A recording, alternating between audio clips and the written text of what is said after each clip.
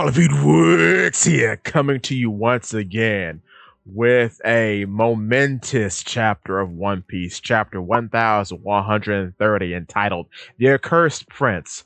So, first we gotta talk about Yamato, as this is the 17th volume of her cover story, in which she is sleeping with her baby cousin. If that escapes you, then in the Vivid cards, it mentions that she most likely is a Kurozumi because her mother is implied to be Higurashi Kurozumi, the old grandmother who had the clone fruit before Betham, Mr. 2. And in being a Kurozumi, that means she's related to Otama, whom she is taking a nap with here. Which means, yes, she's sleeping with her baby cousin, presumably. And someone has yoinked Yasue's sword from her presence. So that's not good. I wonder if this is the same person that's causing all the kidnappings and whatnot, and who that person was who ran away from Yamato when they were trying to assault some woman way back. So we'll have to see what all of this is about in the future. A plot seems to be developing. I wonder, is there any significance in having her story run so close to Elbaf? I'm still running the belief that, seeing as how she is an Oni, Onis are probably related to ancient giants, and ancient giants are related to giants in some way. So that's gotta be the case, because it doesn't really make sense. Also, the title of this chapter is very interesting because Yamato herself is the Oni princess. So that in itself is a bit interesting. So moving on, we have our B team reacting to the news of the A team being missing, that being Frankie, Brooke, Jinbei, and Robin.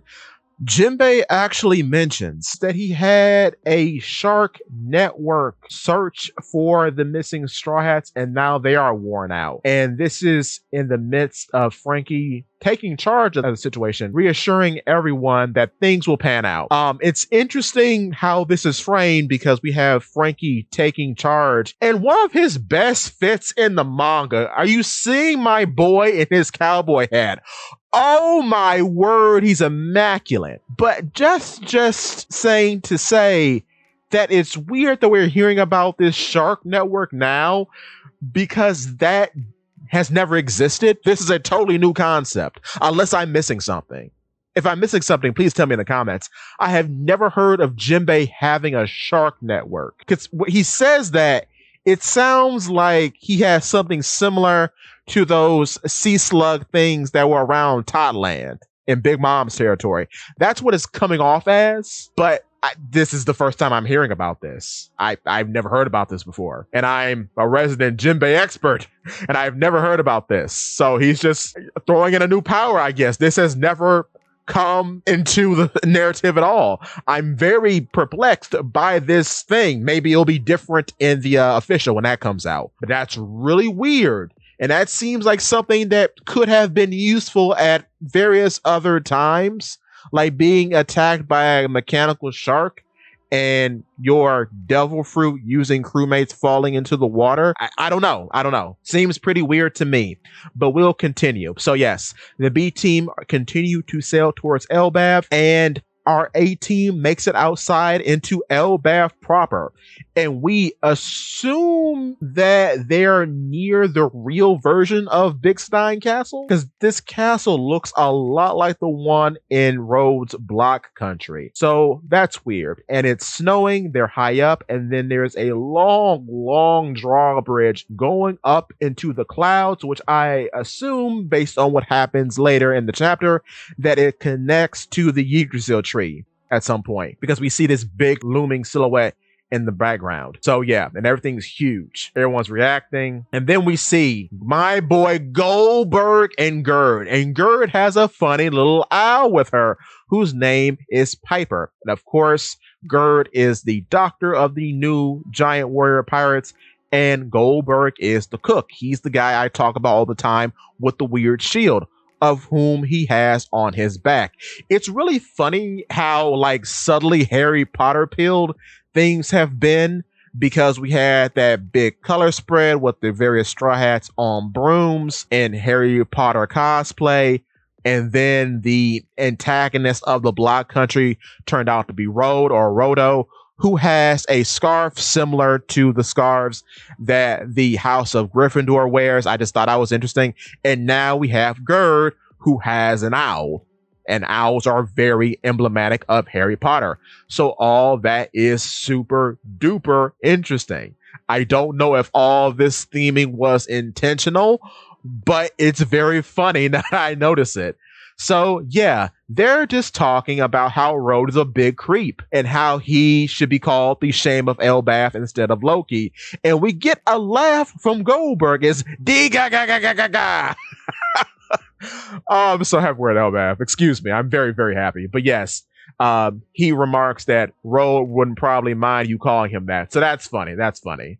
But yeah, Gerd does not like Rode and thinks he's a big ugly creep, which he is. He's a big old pervert. So continuing, the Straw Hats are actually hiding from them, and there's reactions all around, both from Sanji and from Usopp, that yes, they have made it into the great land of Elbaf, and this is Sanji's first time seeing a giant woman. And yeah, I guess it would be because he's never seen a female giant before. Wow, that's something. That's interesting. But yeah, Nami stops Luffy from yelling, and they take cover and proceed across this giant drawbridge, and we have giant wolves in the forest below. However, the gaps are super big, but that's when Luffy feels a tingle in the air. He says that he felt this back in the Block Country as well. So I assume this tingle is coming from the person that we will see later, and maybe they're emitting like a whole bunch of hockey, or based on what I'm going to say in a little bit, maybe it's a dough fruit related thing. But we'll talk about that in a second. I'm more so leaning towards hockey, but yes, he simply jumps down from the bridge in typical Luffy fashion and goes to check it out, which leads us back to the crew of Team B on the giant ship. And that's when Broggy and Dory find out that they are being blamed for the Elbaf incident, and their bounties are now 1.8 billion, which makes sense for them because they've always been depicted to be absurdly powerful, even as far back as Little Garden, where they blew up that giant goldfish with a combined slash attack. And even then, you can kind of take their United Air Blast as a Rio Blast, I guess you could say, of armored hockey. If you want to be that way, I guess you could retroactively say that they were using hockey. It's very unclear how long Oda had hockey planned. So it's a nice thought to think that that was hockey. I'm not going to deny or confirm that it was, but it does fit a bit more cleanly, especially when they took the liberty of splitting the Victoria Punk into with the same attack as they did on the giant goldfish. So I don't know. But yeah, 1.8 billion.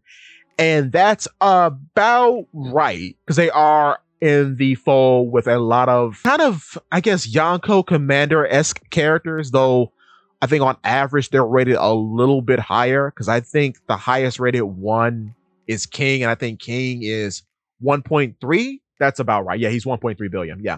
So that's about right. So they're rated a little higher than him, which makes sense given their feats and their destructive power, and them being giants and them being super experienced. So I get that. That makes a lot of sense. And I guess Robin's talking about inflation here, because she says prices would have changed a great deal in the last 100 years, because one of their crewmates mentioned your last official bounties were 100 million, which we saw back in Little Garden, where Galdino, Mr. 3, pulls out this 100-year bounty poster, which who took that? I made a video about that a while ago. Who made that bounty poster? That's super weird. But yeah, it's big news that the giant warrior pirates are back in action. And there is when we get the Vivi mention, because you see, one, this is the first time that anybody on the Straw Hat crew mentions the Nika form specifically, because Robin says, hey, when Luffy turns into that freedom form of his, does he normally get a mark on his arm? And it's funny that she would notice this, and she vaguely recognizes this because she's the only person who would, because everyone here joined way after Alabasta. It is only she who was on the ship when they were posing goodbye to Vivi as they were leaving Alabasta, showing the proof of authenticity on their arms to show that they weren't Betham, because, you know, Betham could copy people back then. So, and that was a big security risk. So that was proof to show that they were legitimately part of the Straw Hat crew. So the reason why I guess she finds it familiar is because she probably saw them do that, maybe saw the mark vaguely, but since it was so long ago, she doesn't really remember. So it's very funny that the framing was done in this way to show that, yeah, nobody here would recognize the mark because nobody here is from the Alabasta crew. I find that very funny. Also, there's a very good exchange between Lilith and Frankie where she's laughing at her own demise, even though it's not her, but it's her because she's Vegapunk. Very confusing. But yeah, Frankie's like, shut up, we fought tooth and nail to save you. Oh man, oh, that's great. I always wanted to see him interact with her. This is great. I love that. I love that he's pissed. It's so funny. But yeah, I think this is Vivi trying to get a message out to Luffy and the others who know the significance of the X. So we're probably going to get, especially seeing as how this was published in Morgan's paper. Let me just point that out if it wasn't obvious enough. This was published in Morgan's paper and Vivi is with Morgan's. So Vivi requested to have this edit put in the paper. So this has to be conveying a message. And also, most likely, the only way Morgans would get her to shut up about posting lies about Luffy in the paper. So, yeah, she probably requested this being put in as an edit, as a bargaining chip for publishing the lie in the first place. Another interesting point is that, yeah, giants can't read normal newspapers because I believe it's Brokey who mentions that the print is too tiny to read. So that itself is very funny. But yeah, boys, I think she's on the table, boys, for joining. I'm telling you, that Vice Captain video is looking real good now, boys. Go watch that. Ooh, lad. I'm very excited. At the implications of this. I'm very excited. But yeah, no one has a clue what this means. Oh, I love that. Such smart writing. Following that, we find out that it was actually Harudigan. I can never pronounce his name. Haruden. We find out that Haruden actually was going to go rescue the Straw Hats initially, but Brocky and Dory have seniority and they got chosen to go instead. And he apparently is the son of the king. And I believe the king being mentioned here is King Harold, because they mention a King Harold being killed for a dough fruit that this Loki figure wanted, a legendary devil fruit that this Loki figure wanted, which is already giving big Marshall D. Teach vibes, big Blackbeard vibes. And it's implied that Jinbei knows the name of Loki, which that's what pisses me off about him, honestly, because like, how do you know that? How is it even being alluded to that you know that? How many rumors do you know by being on the seas? That's infuriating to me. It's always has been, but moving on. Yeah, the giant warriors are just lamenting how this Loki person is crazy. And yeah, he did kill his father, King Harold, in order to get this fruit. We're going to talk about the fruit in a second. But yeah, Luffy finds this mad lad, this huge boy. And the spoilers said he's a mix of Kaido and Don Quixote Doflamingo, and nobody was lying. This is the sickest dude. He looks nothing like the silhouette at all. Where were the horns?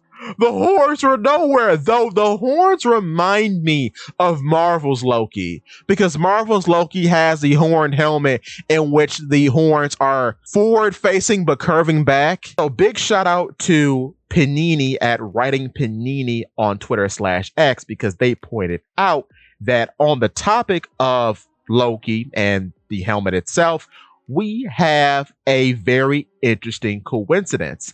In the MCU show Loki, Marvel's Loki is described as variant L1130. This is very interesting because our Loki in One Piece makes his official appearance in this chapter, which is chapter 1130. So I found that super interesting. So big shout out to them for pointing this out. But additionally, going back to the helmet once more, this is something I noticed upon looking at Loki's helmet for the first time.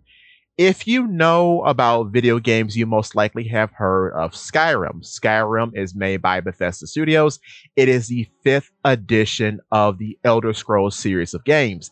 In these games, you can make deals or contracts with these entities called Daedra.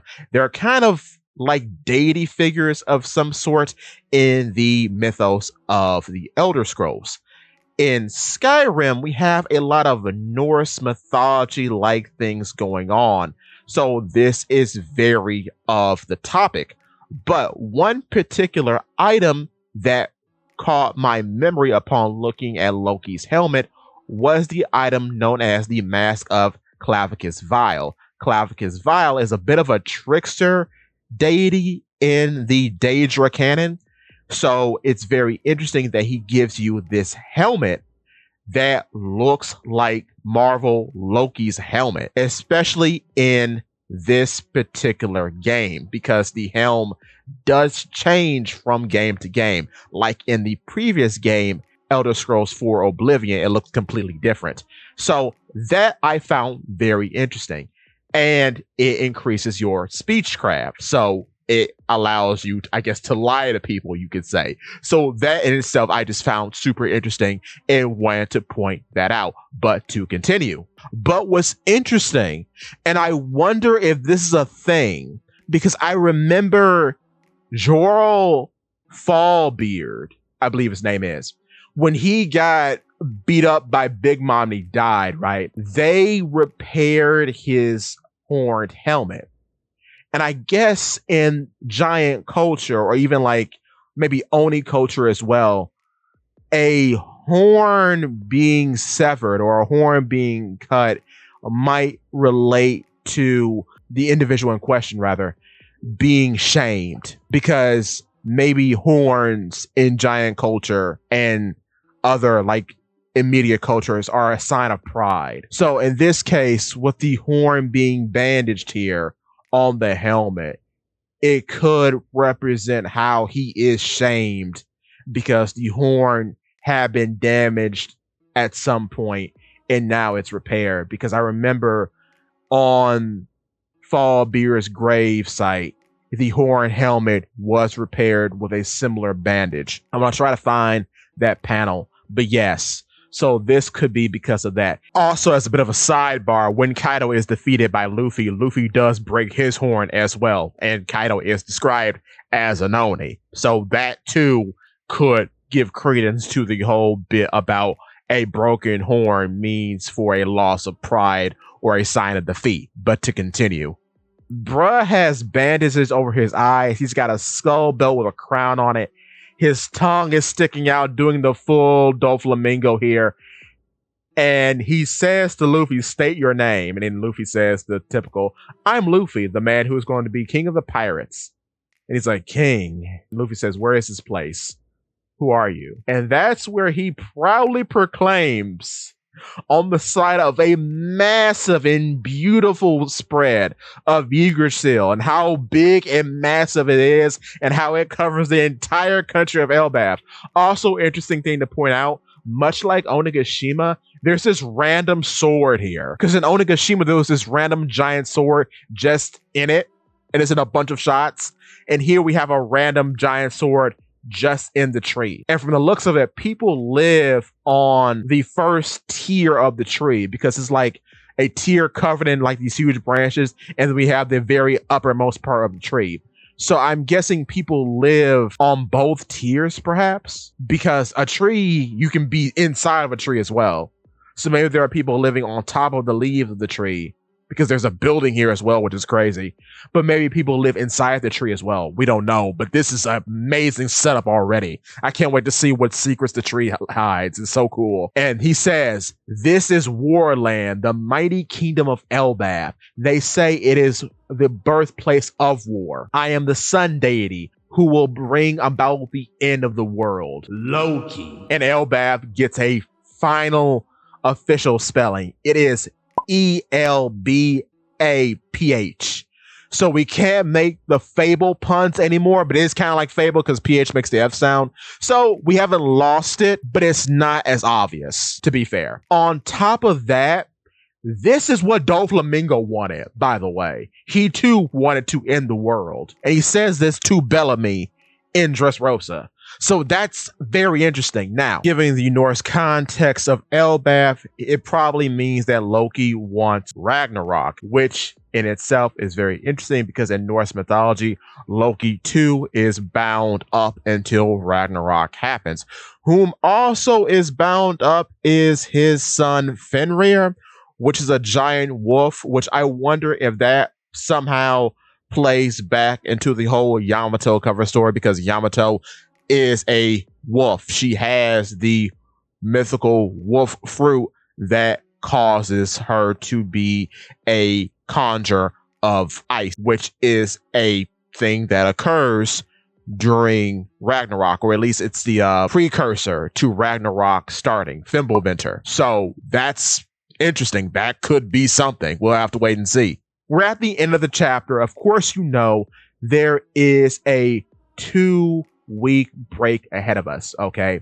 Now, in terms of the goosebump thing that Luffy mentions as he goes off to find Loki, who is chained to Yggdrasil from the looks of it, this could be one, him sensing his hockey, which is fair, but seeing as how hockey isn't mentioned in this chapter, if Loki has eaten a devil fruit, and this is an idea I've been workshopping for a long time, and I want to make a video about this because I think this could be true.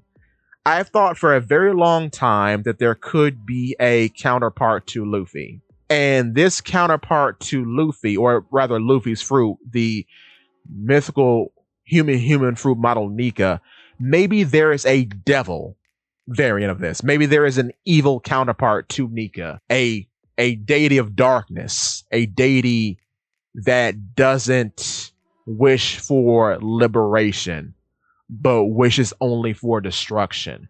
Maybe that fruit is the antithesis to Nika, and perhaps this fruit is the one who is mistaken for Nika, but isn't actually Nika. Maybe this is the legendary devil fruit that the giant is talking about that Loki presumably killed his father over. We don't know, because it's very interesting how similar of a backstory that is to Blackbeard getting the darkness fruit. And I've often thought, if Blackbeard were to ever get a Zoan fruit, it would be something that is the antithesis to Nika, Nika's canonical rival.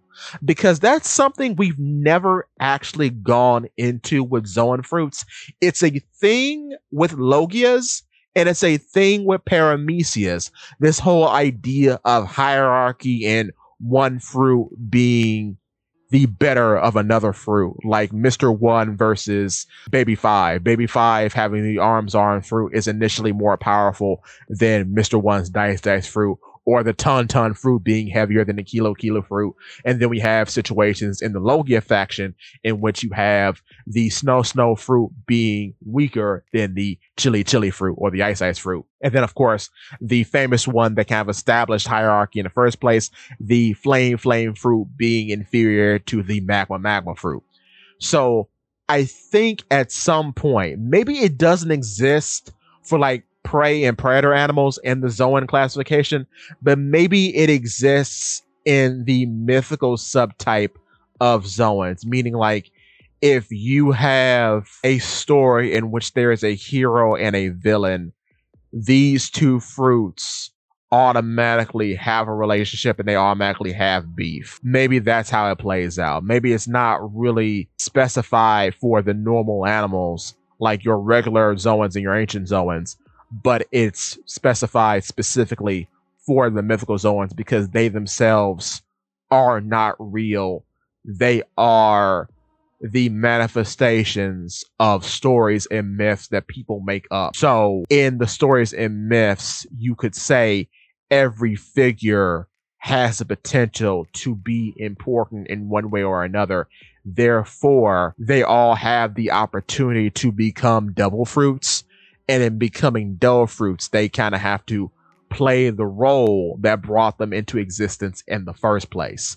So if Nika has an antithesis, the one who is holding the Nika fruit would automatically be drawn to his rival, to his antithesis, presumably. Now, this is all spitballing, but that's what I think. Because it's weird that the reaction from Luffy is described as goosebumps, which is a very unique reaction that doesn't seem like a hockey reaction. It may still be, and this could all just be nonsense, but that just seems really deliberate to me. And then we go into a whole situation about a legendary devil fruit being explained before Loki's proper introduction. You know, that's just very interesting indeed. But with that being said, excellent chapter, a fantastic chapter. I enjoyed this. I love Elbath. The impossibilities are endless, bruh. Woo! So, with that being said, give me your thoughts and tell your friends about Polypede. Works it!